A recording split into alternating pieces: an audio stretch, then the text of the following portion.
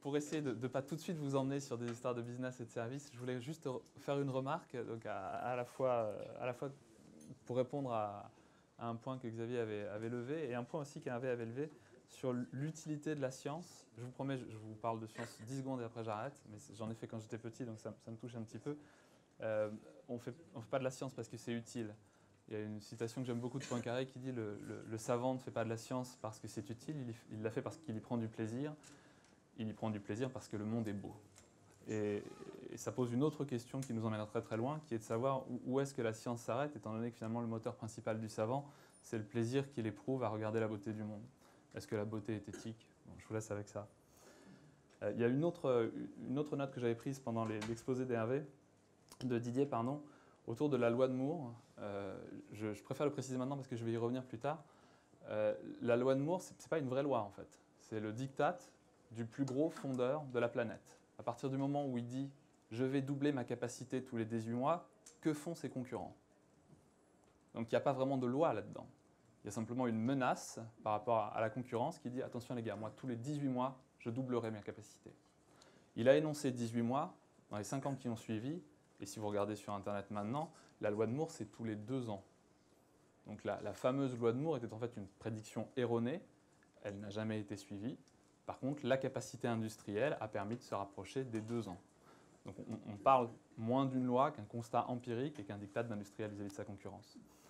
Il y a un autre aspect dans la loi de Moore qui me paraît important, c'est que, c'est bête, mais les transistors ont une limite physique en taille. À partir d'une certaine taille, il n'y a plus assez d'atomes pour faire un transistor, bêtement. Après, il y a des effets relativistes, etc. Cette année, on est à 14 nanomètres. À 5 nanomètres, les électrons commencent à passer sans qu'on puisse les contrôler d'un côté et de l'autre du transistor. Donc le transistor est ouvert et fermé.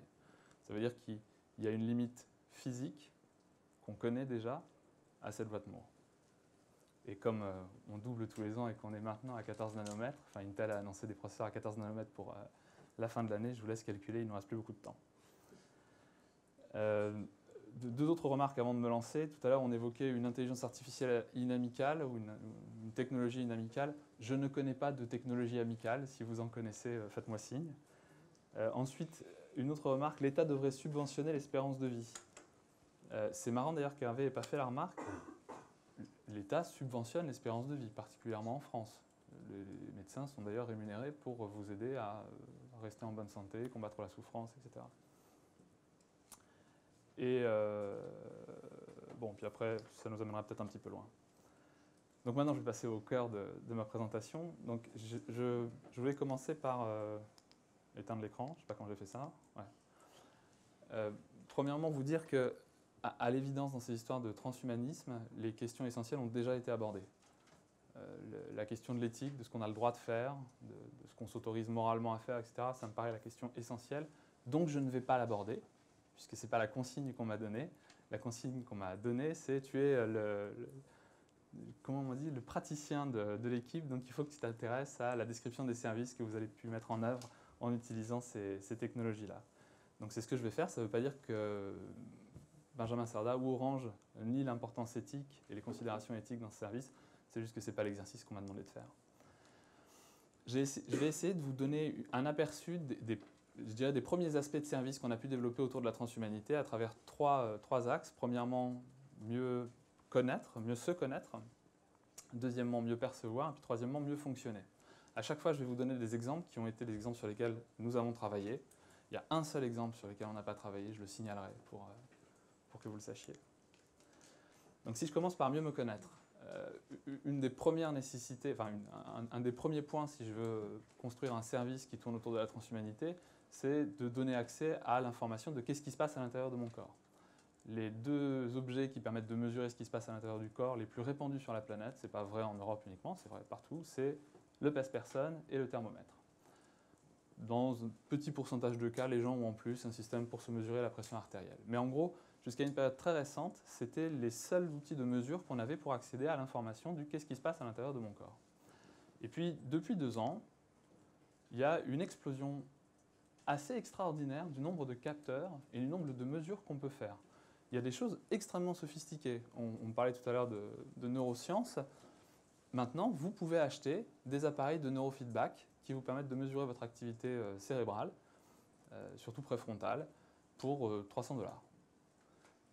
Donc on ne parle pas du tout des casques qui permettent de faire un EEG complet avec 64 électrodes, on parle d'un truc qui est beaucoup plus simple, mais qui coûte 300 $ et qui vous permet de mesurer des choses comme le stress, ce qui est quand même assez intéressant. Et puis évidemment, vous avez tout un tas de devices qui permettent de mesurer votre activité physique, le nombre de pas que vous faites, le nombre de calories que vous dépensez, enfin, à peu près tout ce que vous avez envie de mesurer. Et le véritable bouleversement, c'est que le prix des capteurs s'est complètement effondré. Maintenant, fabriquer un tracker d'activité, si vous allez en Chine, un tracker d'activité, ça coûte 18 $, quelque chose comme ça. Donc c'est vendu 100 $ ou 100 € en Europe, mais fondamentalement, ça ne coûte plus rien du tout. Et les premiers services qui ont été montés sur ces devices d'activité sont d'une simplicité, et finalement sont très très simples et finalement d'un intérêt assez limité. Quand on regarde ce qui se passe autour des trackers d'activité, donc tout ce qui est Fitbit, Withings, Jawbone, enfin tous ces outils qui permettent de savoir combien de pas on a fait, combien de calories on a dépensé, si on a bien dormi, etc. 80% des utilisateurs cessent de les utiliser au bout de 3 mois. Pourquoi ? Parce qu'en fait, le seul service qui tourne autour de ces outils-là, c'est en fait un service de dashboard. Donc là, je vous présente celui de Fitbit. Je vais prononcer le nom, mais ce n'est pas pour faire une pub particulière. Jawbone et Withings ont aussi de très très beaux dashboards. Vous voyez qu'il n'y a quand même pas grand-chose. Il y a l'activité que j'ai eue pendant la journée, le nombre de calories que j'ai dépensées, le nombre de pas que j'ai fait, une espèce d'estimation de la distance que j'ai parcourue, la durée pendant laquelle j'ai été un peu actif. En fait, quand on a fait la mesure une semaine, on se dit « Ah oui, c'est vrai que le jeudi, je vais de réunion en réunion, donc c'est normal, je ne bouge pas beaucoup. Le samedi et le dimanche, ouais, je m'occupe des enfants, donc je bouge plus. » On le fait une deuxième semaine, on trouve les mêmes chiffres, une troisième semaine, une quatrième semaine. Alors après, on peut se dire « Ouais, ça va me permettre de faire les 50 pas de plus tous les jours. » Ça, c'est un peu la théorie du Quantified Self. Je vais me mesurer, je vais connaître exactement mon activité, donc je vais pouvoir agir et prendre en main ma santé. C'est vrai que le jeudi, je fais que 6500 pas. Allez, je vais prendre l'escalier. Donc on est content parce qu'on est passé à 6200 pas ou 6300 pas. Est-ce que ça va fondamentalement changer ma vie ? Je ne sais pas. Et donc au bout de 3 mois, le device, qui en plus prend la place d'une montre, hein, mine de rien, il y a une espèce de real estate des devices qu'on va porter sur le corps, l'emplacement aura un prix. Au bout de 3 mois, qu'est-ce que je fais ? Est-ce que je garde ce bracelet, etc. La plupart des gens, je vous dis 80%, cessent de l'utiliser. C'est d'ailleurs assez amusant parce que quand on regarde la communication que font des sociétés comme Basis, Jawbone, Fitbit, ils communiquent sur des chiffres de type « Nous, plus de 60% des gens l'utilisent après 6 mois. » Que ce soit vrai ou pas, à la limite, peu importe. Ils sont en train de parler de rétention de clients à 6 mois. Qui a envie de se battre pour une rétention de clients à 6 mois ? Ça veut vraiment dire que le service n'est pas là et qu'on n'est pas en train de vendre quelque chose qui a beaucoup de valeur pour le client. Donc sur se connaître soi-même, on est aujourd'hui en train de vivre une grosse explosion et les device manufacturers font énormément d'argent sur ce sujet-là. Mais la partie service est très très pauvre et je pense que s'il n'y a pas de rupture, et j'anticipe une rupture parce qu'on sait qu'il y a des gros acteurs qui travaillent sur ce sujet-là, en 2014, autour du service, c'est un sujet qui ne vivra pas très longtemps, on en parlera encore 2 ou 3 ans, mais il ne se passera rien de plus. Et puis surtout avec le prix des capteurs qui va s'effondrer, ce sera de moins en moins intéressant. Donc ce qu'il faut anticiper en 2014, c'est que de gros acteurs, éventuellement des telcos, mais pas uniquement des telcos, peut-être des acteurs comme Fitbit, vont se positionner sur une couche de service qui sera peut-être complètement indépendante de ces capteurs. Donc ça, c'est sur mieux me connaître à travers un outil de mesure. Il y a un autre domaine qui n'a pas du tout été abordé aujourd'hui, je suis assez surpris, qui est mieux me connaître avec le génome. Je ne sais pas si vous connaissez cette société de Google qui s'appelle 23andMe, qui s'est lancée il y a quelques temps et qui proposait un séquençage du génome, qui participait au X-Prize avec des technologies de plus en plus modernes pour faire le séquençage du génome en moins de 15 jours, etc. Donc le principe était super simple. On achetait un service à 23andMe, on crachait dans un tube, dans une éprouvette, on leur envoyait et puis ils faisaient le séquençage du génome. Et on vous renvoyait une espèce de fiche d'identité avec, je ne sais plus, 180 marqueurs phénotypiques où on disait vous avez tel marqueur phénotypique, donc ça veut dire que vous êtes susceptible d'être diabétique à 55 ans, donc voilà l'hygiène de vie que vous devriez avoir, etc. Donc ils ont été fermés par la FDA, ils n'ont plus le droit de faire ça. Principalement parce que, et j'espère qu'il y a des médecins dans la salle pour qu'on puisse avoir ce débat, principalement parce qu'en fait, contrairement à une idée reçue, les histoires d'ADN ne sont pas déterministes. C'est pour ça que j'ai mis c'est pour ça que j'ai mis un attracteur de Lorentz sur le schéma. C'est pas parce que vous avez l'ADN complet de quelqu'un que vous avez la carte qui vous donne accès à la compréhension fine des processus qui se déroulent dans son corps. C'est pas vrai.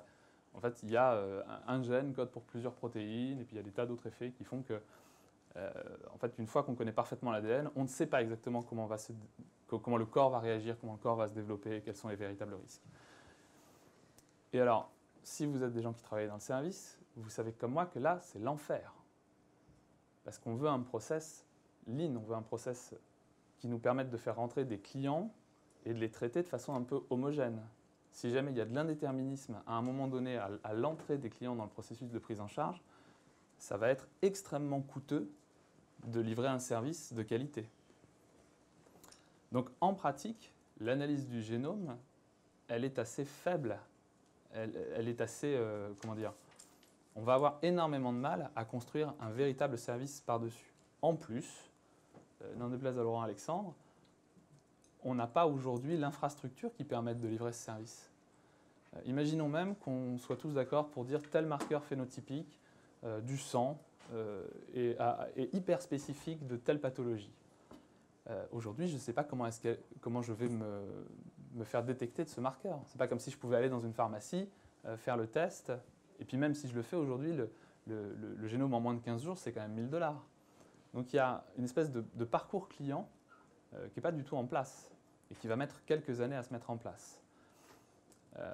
C'est assez rigolo parce que le génome complet, c'est 2003. On est en 2014.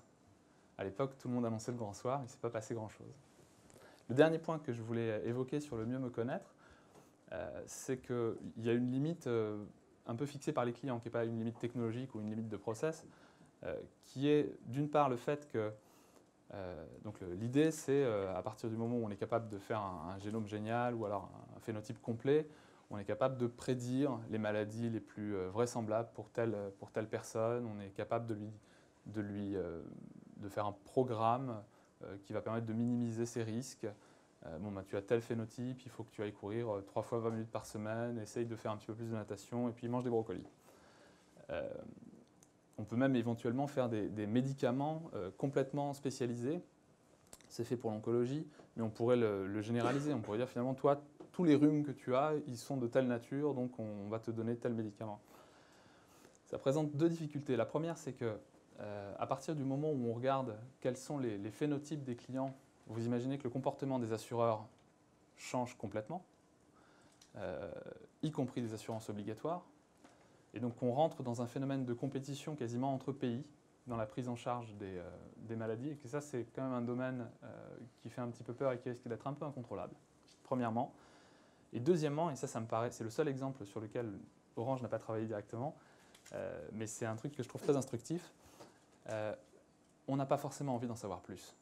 En 2003, Merck s'est lancé sur un système de dépistage de la maladie d'Huntington. Alors, je ne sais pas si vous connaissez la maladie d'Huntington. Elle a été popularisée parce qu'il y a un personnage de la série Dr House, 13, qui a la maladie d'Huntington.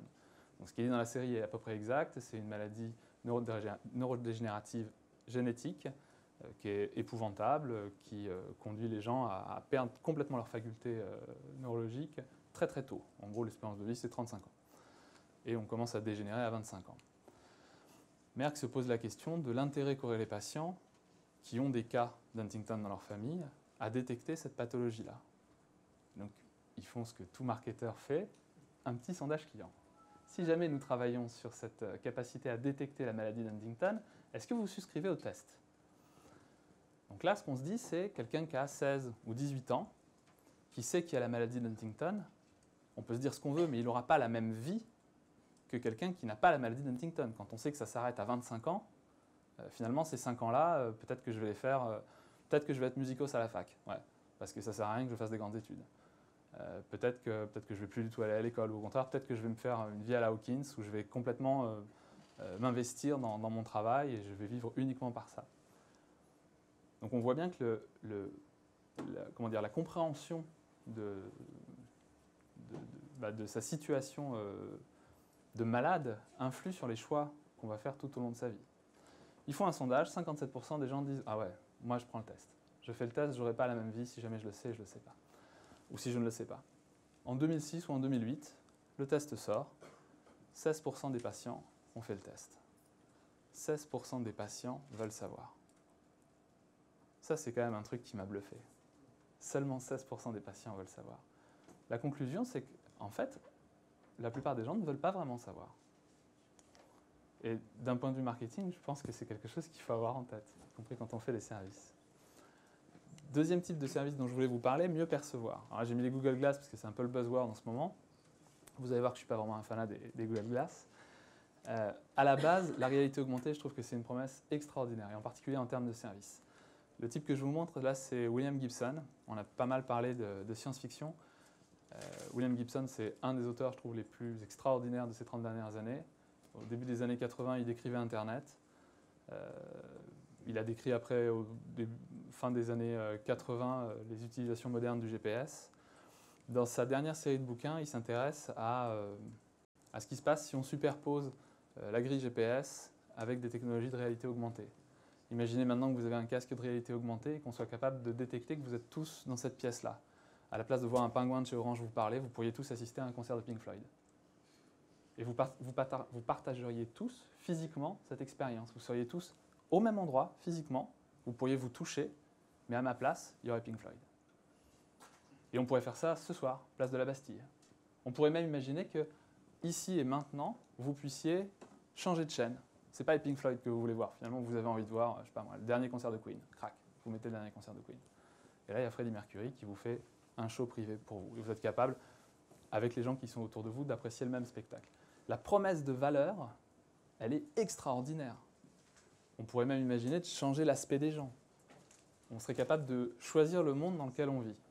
Donc là, quand on fait des services, là je me dis qu'il y a une proportion à payer pour choisir l'univers dans lequel on vit, pour le rendre aussi beau qu'on a envie qu'il soit, aussi adapté qu'on a envie qu'il soit. La proportion à payer, elle est peut-être pas infinie, mais en tout cas elle est très très élevée.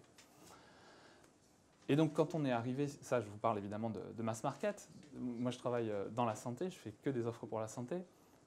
Quand on parle de réalité augmentée, on a plein d'idées. On peut se dire, mais finalement, quand l'infirmière pique, ce serait quand même extraordinaire si on était capable d'augmenter le contraste des veines.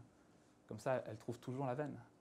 Quand le chirurgien opère, on pourrait lui montrer où passent les veines. On pourrait, pour ses voies d'abord, pour ses voies d'insertion, lui dire exactement où sont les tendons, où sont les os. Quand il veut réduire une fracture, on pourrait lui montrer où il en est de la réduction de fracture.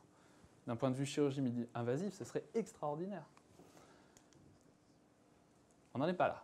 Premièrement, parce que la réalité augmentée aujourd'hui sur laquelle on a travaillé, elle ressemble plutôt à ça.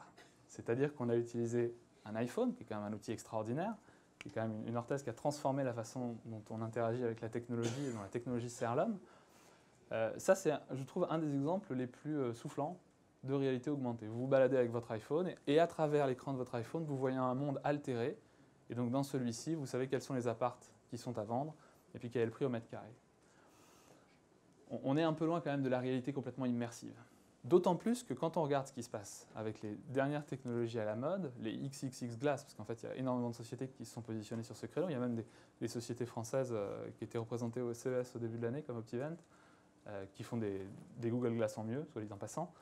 On ne parle pas d'une technologie où on superpose une image à la réalité. En fait ce qui se passe, c'est qu'on voit un écran dans son champ de vision sur lequel on diffuse un contenu. Et là, honnêtement, la promesse de service est assez faible. Si je reprends mon exemple de chirurgien, le type il est devant sa table opératoire, qu'il ait un écran ici, ou qu'on ait mis une grosse télé écran plat juste de l'autre côté du lit, ça ne va pas fondamentalement changer les choses. En plus, lui mettre un truc sur la tête, il a très probablement des lunettes, il a son masque, ça ne va pas apporter forcément un confort d'utilisation extraordinaire. Et donc, d'un point de vue technologique, je pense qu'on est un peu dans le domaine de la surpromesse là.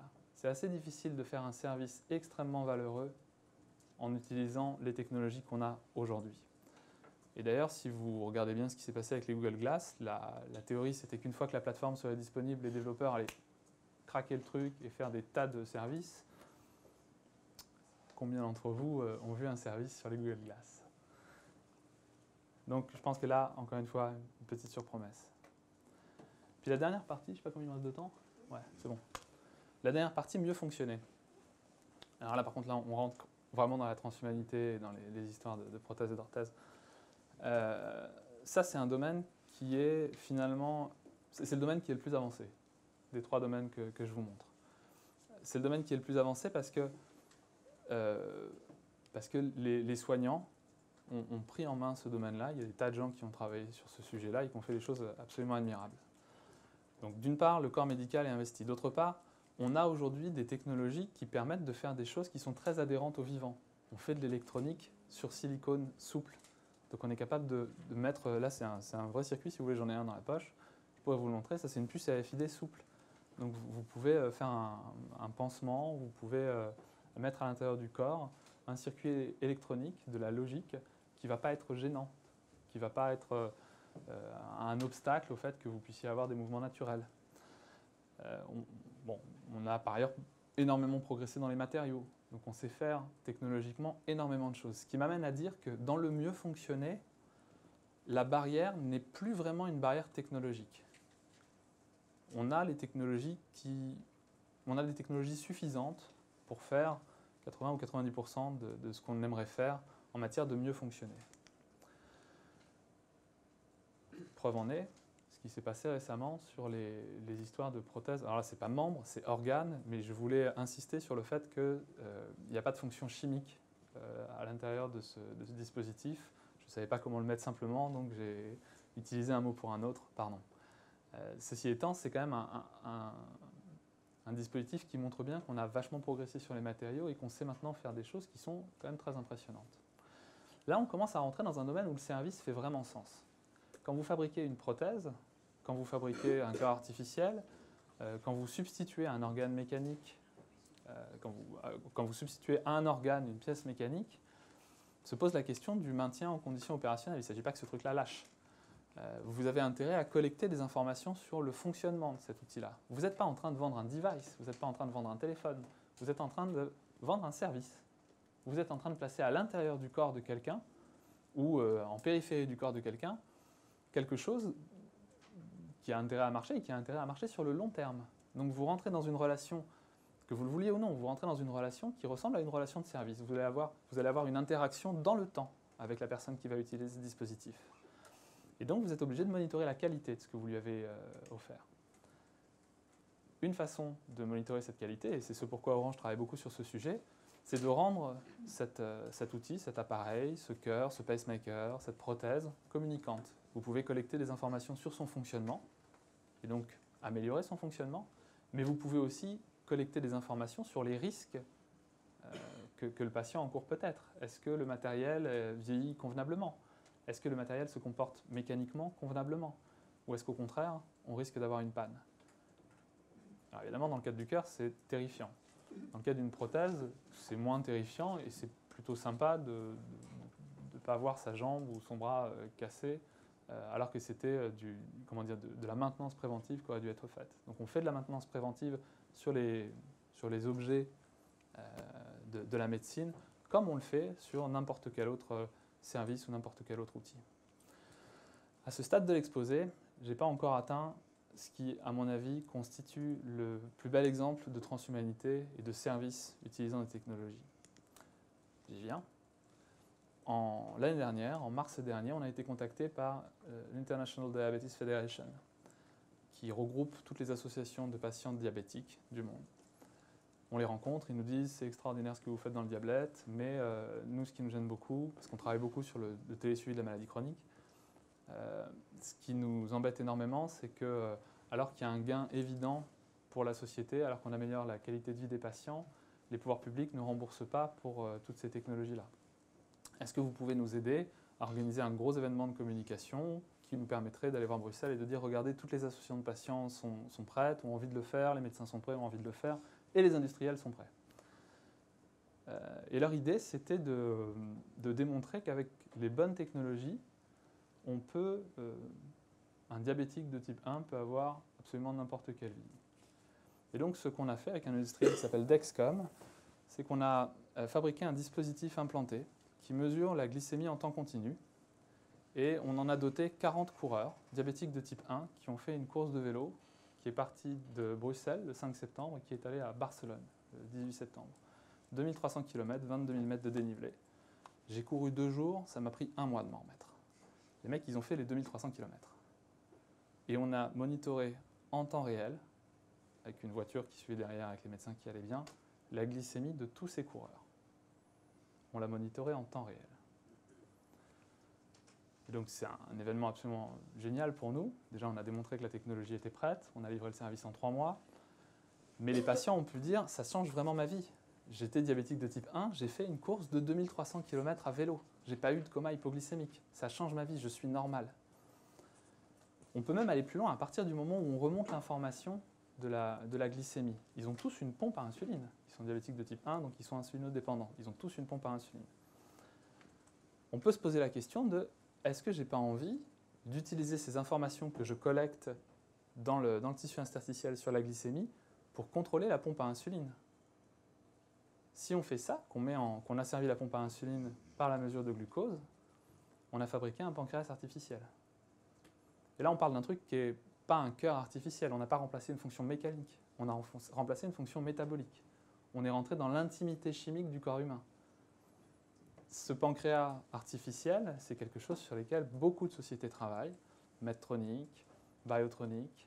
Parce que quelque part, c'est le saint graal du diabétique. Le diabétique de type 1, son pancréas ne sécrète pas d'insuline, crac, on lui donne un dispositif qui fait qu'on est capable de lui injecter, sans qu'il se soucie de rien, l'insuline avec la quantité exacte qui lui permet d'être ni en hyper ni en hypo.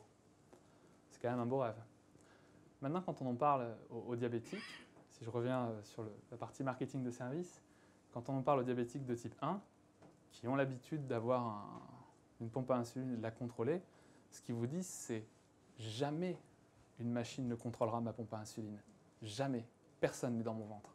C'est moi qui contrôle la pompe à insuline. C'est ma vie. Et je pense que quand on fait des services, c'est quelque chose qu'il faut entendre. Et finalement, et du coup je suis même un petit peu en avance, ça laisse le temps pour les questions, 3 takeaways. C'est pas parce que vous avez la mesure que vous avez le service. Si vous n'avez que la mesure, en fait, vous tiendrez 3 mois.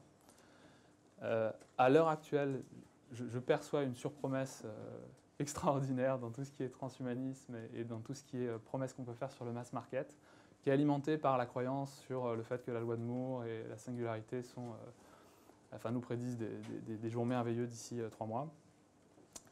Et puis la dernière, qui rejoint donc mon histoire sur les diabétiques, mais aussi l'histoire sur Merck et Renault. Qu'est-ce qu'on veut vraiment? Est-ce que les clients, est-ce que les patients veulent réellement tout savoir? Ça, c'est une question qu'il faut qu'on se pose tous, et peut-être même individuellement. Merci beaucoup pour votre écoute.